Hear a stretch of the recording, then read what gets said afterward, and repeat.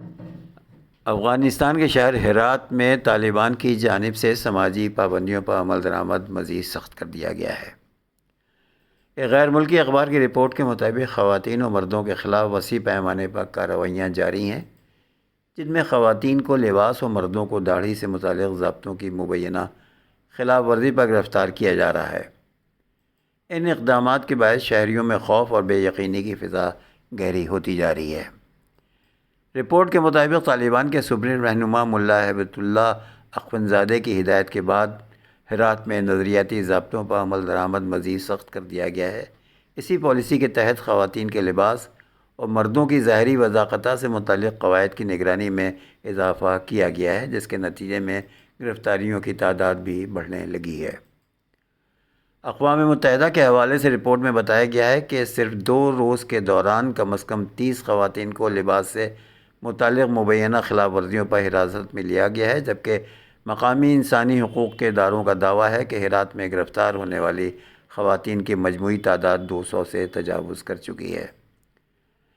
Report میں کہا گیا ہے کہ ان کارروائیوں کے بعد متعدد خواتین نے خوف کے باعث گھروں سے نکلنا چھوڑ دیا ہے، جس کے اثرات روزمرہ زندگی، سماجی روابط اور معاشی سرگرمیوں پر بھی نمایاں طور پر پڑ رہے ہیں۔ کاروباری مراکز میں بھی معمول کی سرگرمیاں متاثر ہوئی ہیں، جبکہ کئی خاندانوں نے اپنی بیٹیوں کو تعلیمی اداروں میں بھیجنے میں احتیاط اختیار کرنا شروع کر دی ہے۔ اخبار کے مطابق طالبان نے کام، تعلیم اور آزادی کے حق میں آواز اٹھانے والے افراد کے خلاف بھی سخت کارروائیاں کی ہیں، جن میں فائرنگ و تشدد کے واقعات بھی شامل ہیں۔ ان اقدامات نے شہریوں میں مزید خوف پیدا کر دیا ہے۔ رپورٹ میں یہ بھی بتایا گیا کہ عاشورہ کے موقع پر شیعہ برادری کی مذہبی رسومات اور جلوسوں پر اضافی پابندیاں عائد کی گئی تھیں۔ ساتھ ہی یہ بھی دعویٰ کیا گیا ہے کہ افغانستان کی شیعہ برادری اب بھی حکومتی نمائندگی سے محروم ہے اور امتیازی طرز حکمرانی سے متعلق خدشات برقرار ہیں۔ آپ کو بتا دیں کہ افغانستان میں شیعوں کے ساتھ میں متعصبانہ رویہ اختیار کیا جا رہا ہے اور شیعوں کی ایک بڑی تعداد جو ہے وہاں اپنے جو ان کو حقوق ملنا چاہیے تھے ان کو نہیں دیے جا رہے ہیں، جس سے بے چینی بڑھ رہی ہے۔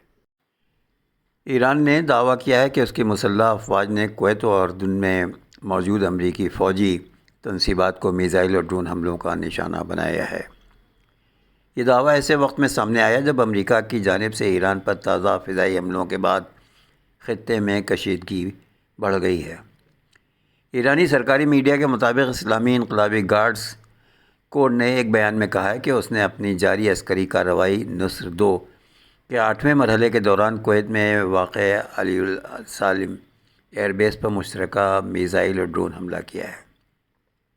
بیان میں دعویٰ کیا گیا ہے کہ حملے کے دوران امریکی فوج کے زیر استعمال سی ریم ریڈار سسٹم اور امریکی فوجیوں کے اجتماع کے ایک مقام کو نشانہ بنایا گیا ہے، تاہم اس دعوے کے حوالے سے کسی آزاد ذریعے سے تصدیق سامنے نہیں آئی ہے۔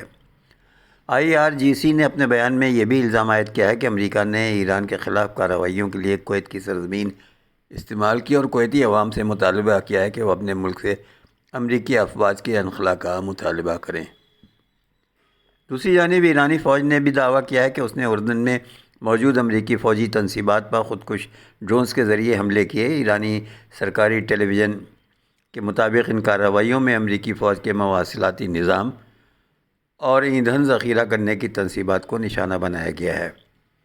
ایرانی فوج کے مطابق یہ حملے امریکہ کی جانب سے ایران پر کیے گئے حالیہ فضائی حملوں کے جواب میں کیے گئے ہیں۔ مولانا محمد علی جوہر وشو ودیالیہ پر جو دھوستی کرن کی کارروائی کا اعلان کیا گیا ہے وہ صرف اس لیے دھوست کیا جا رہا ہے کہ وہ اعظم خان نے بنایا ہے۔ اعظم خان صاحب کی ذاتی نفرت کی وجہ سے ان کے دوارا بنائی گئی مولانا محمد علی جوہر یونیورسٹی کے 38 عمارتوں کو یہ کہہ کر دھوست کیا جا رہا ہے کہ ان کے نقشے پاس نہیں ہیں۔ نقشے تو اتر پردیش میں 90% ان بلڈنگوں کے بھی نہیں پاس ہیں جو 2500، 3000، 4000، 5000، 6000 اسکوائر فٹ پر ملٹی سٹوری کھڑی کر دی گئی، 6 فلور، 5 فلور، 4 فلور، ان کے بھی نقشے پاس نہیں ہیں، تو کیا ان کو دھوست کیا جائے گا؟ جب اتر پردیش میں قانون ہی نہیں ہے 3000 اسکوائر فٹ پر 5 فلور بنانے کا، 4000 اسکوائر فٹ پر 6 فلور بنانے کا، 6000 اسکوائر فٹ پر 7 فلور بنانے کا، جب قانون ہی نہیں ہے تو بنی کیسے؟ اور بنی ہے تو ادھیکاریوں کی دیکھ ریکھ میں بنی ہے. تو جب وہ بنا نقشے کے لاکھوں بلڈنگ بن سکتی ہیں، تو اگر مولانا محمد علی جوہر یونیورسٹی کے 38 عمارتیں بن گئی ہیں تو اس میں پرابلم نہیں ہے. آپ کمپاؤنڈنگ لے کر اس کو ریگولائز کر دیجئے، اس کا نقشہ پاس کر دیجئے.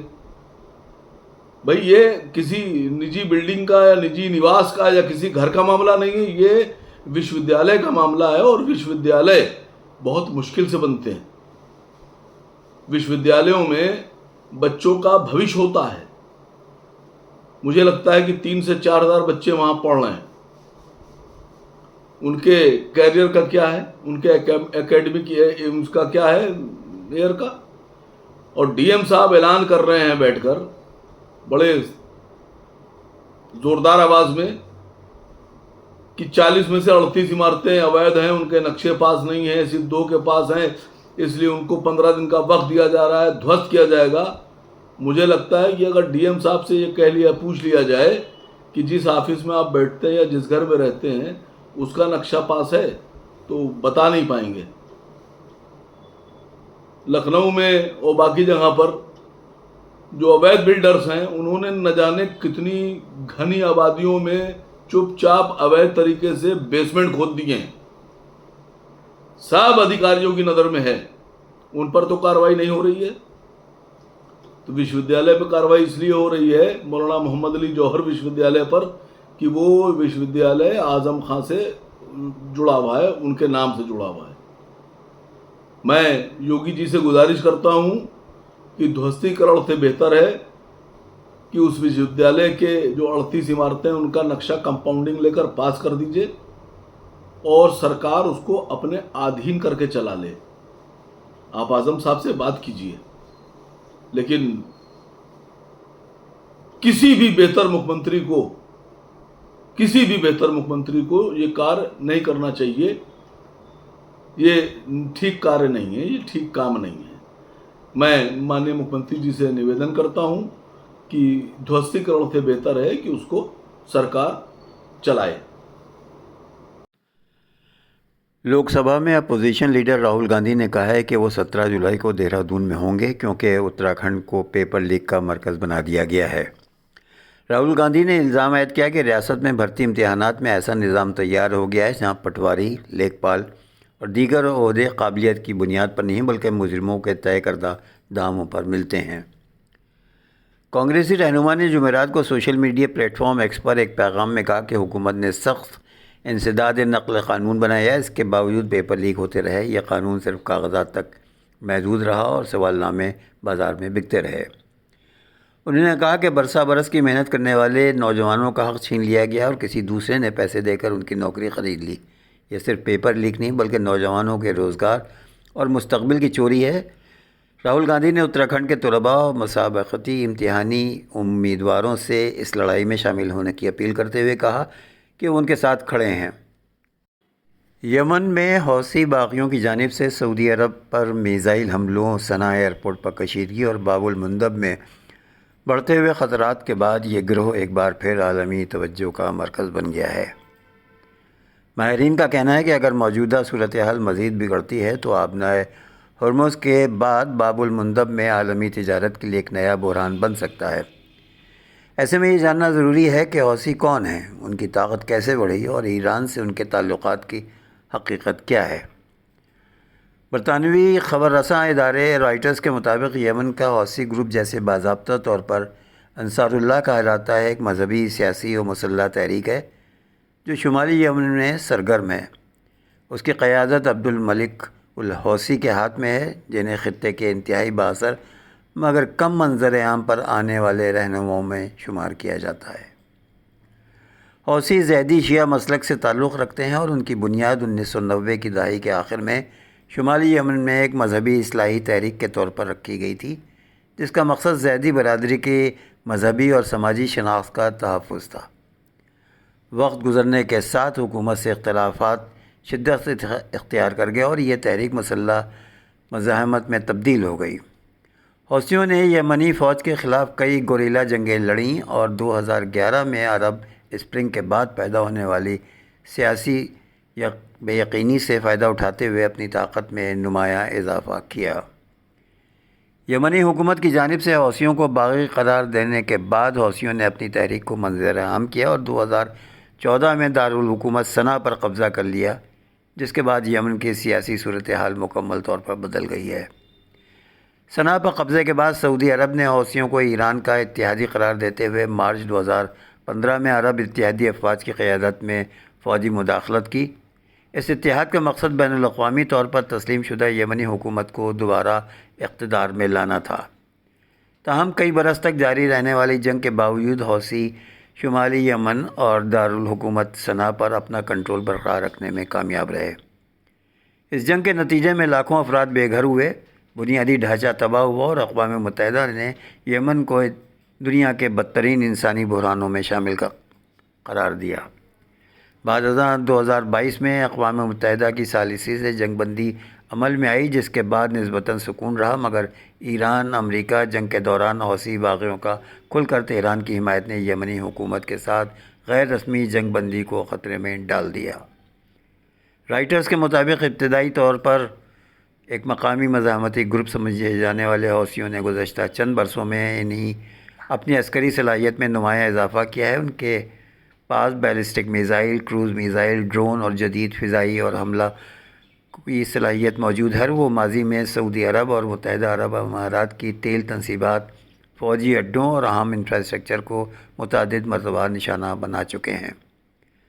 اکتوبر 2023 میں غزہ جنگ شروع ہونے کے بعد حوثیوں کا کردار مزید نمایاں ہوا تھا۔ انہوں نے فلسطینیوں سے اظہار یکجہتی کرتے ہوئے بحر احمر میں بین الاقوامی تجارتی جہازوں پر حملے شروع کیے اور اسرائیل پر بھی ڈرون اور میزائل داغے۔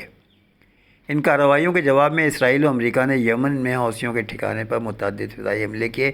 ان حملوں کے باعث عالمی شپنگ کمپنیاں بحر احمر اور نہر سوئس کے بجائے جنوبی افریقہ کے گرد طویل بحری راستہ اختیار کرنے پر مجبور ہیں، جس سے عالمی تجارت، سپلائی چین اور مال برداری کے اخراجات میں نمایاں اضافہ ہوا۔ نوید عباس کی یہ تفصیلی رپورٹ آپ کے لیے پیش کی تھی۔ اور اب آپ سے ایک اہم گزارش، اردو کی حالت اچھی نہیں ہے، اس کے ریڈرز، اس کے قارئین کم ہوتے جا رہے ہیں اور اردو تنزلی کا شکار ہے۔ ہماری یہ کوشش ہے کہ کسی صورت سے ہم اردو کی خدمت کرتے رہیں۔ ظاہر ہے کہ اس میں ہم کو بہت سی دقتیں آتی ہیں، بہت سی پریشانیاں آتی ہیں، لیکن ہم یہ چاہتے ہیں کہ اردو کو کسی صورت سے سب ایڈاپٹ بھی کریں، سب اس کو قبول کریں، سب اس کو تسلیم کریں، سب اس کو فروغ دیں۔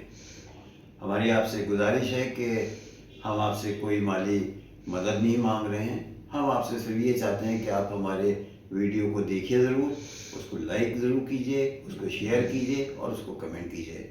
امید ہے کہ ہماری اس گزارش کو آپ لوگ ٹھکرائیں گے نہیں۔ شکریہ۔